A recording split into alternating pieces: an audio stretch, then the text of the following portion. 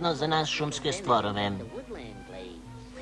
Zovu ga čovek. Ajde, ustajanje. Vidite, čovjek je u suštini lenština. Ako želi da se nešto uradi, on koristi sposobnost da misli.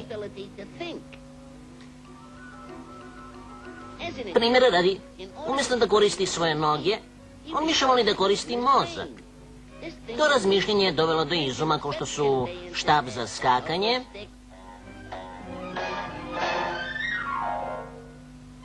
pokretna stolica, pticomobil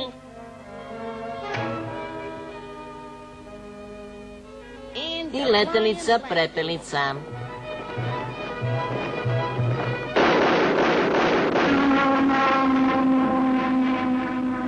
Sve te ideje su imale mane. Tako je čovjek izmislio konja. Međutim, gotovo preko noći konj je zamenio.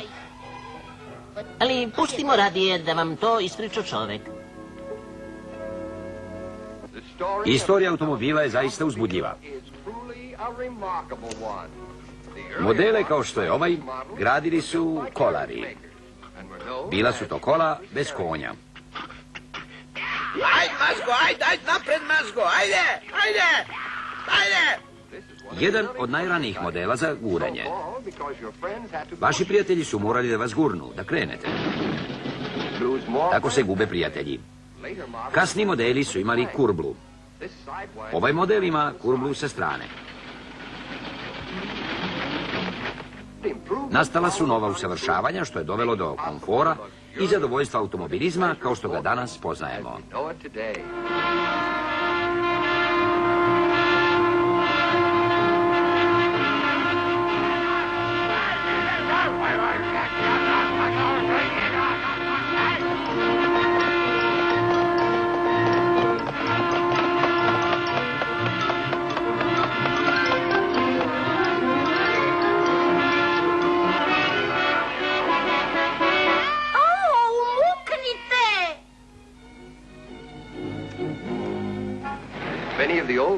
Mnoga staromodna raskršća zamenjena su modernijim i bezbednijim u obliku lista deteline.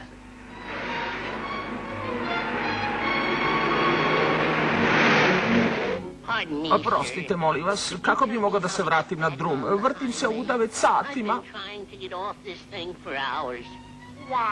Svakako, krenite onuda, samo držite desno, ne možete da promašite.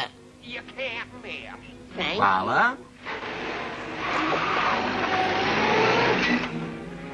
Kako bi sve većem broju vozača bilo lakše, preko reka su izgrađeni mostovi sa plaćanjem prelaza. Izgleda da ovom naplaćuje samo pola cene. Pitam se zašto. Sad mi je jasno. Dovršen je samo do pola. Veća brzina zahteva veću opreznost na raskrsnicama. Oprezan vozač treba da zaustavi kola i pogleda na obe strane pre no što nastavi put.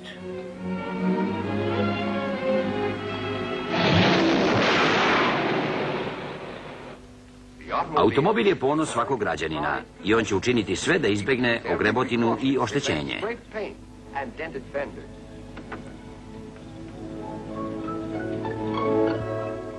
Ovaj vozač je oprezan kad ulazi u nepoznatu garažu.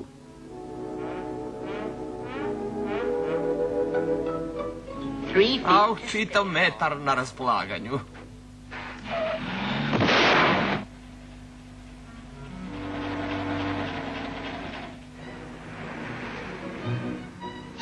Hej, pa ova kola su mi poznata. Šta li on tu radi? Izvinite, možete li da mi kažete kako da se vratim na drum? Svakako, samo nastavite tu dole, držite levo i nećete promašiti. Ne. Hvala. Svim automobilistima su poznate brze olupine. Ova skleptana stara vozila mogu da postignu velike brzine. Evo jednoga.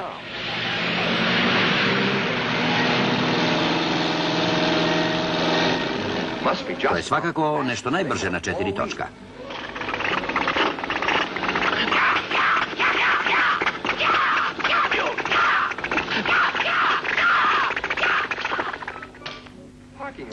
Parkinzi su mjesta gdje čovjek može da ostavi svoja kola u sigurnim rukama ljudi iz preduzeća za parkinge.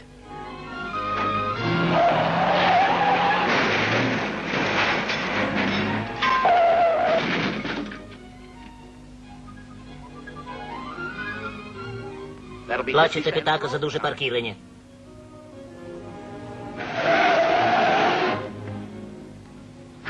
Sve samo, kako samo uspevate da parkirate kola na tako uzanom prostoru?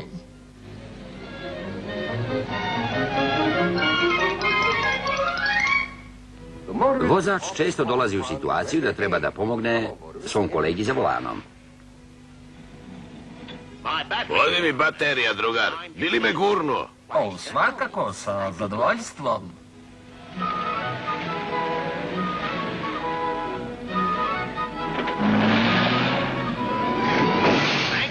Hvala ti, aj zdravo.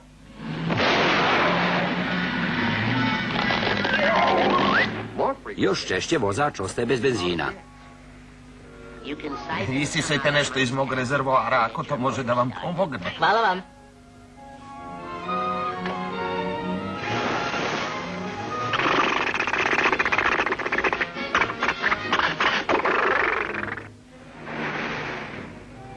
Nećete mi valjda reći da još nije našao izlaz na drum. Molim vas, najlepše, recite mi kako da se izvučemo odavde. Svakako, krenite. U stvari, odavde ni nema izlaza. Meni se slično dogodilo pre 10 godina, pa sam otvorio prodavnicu pljeskavica da ne umrem od gladi.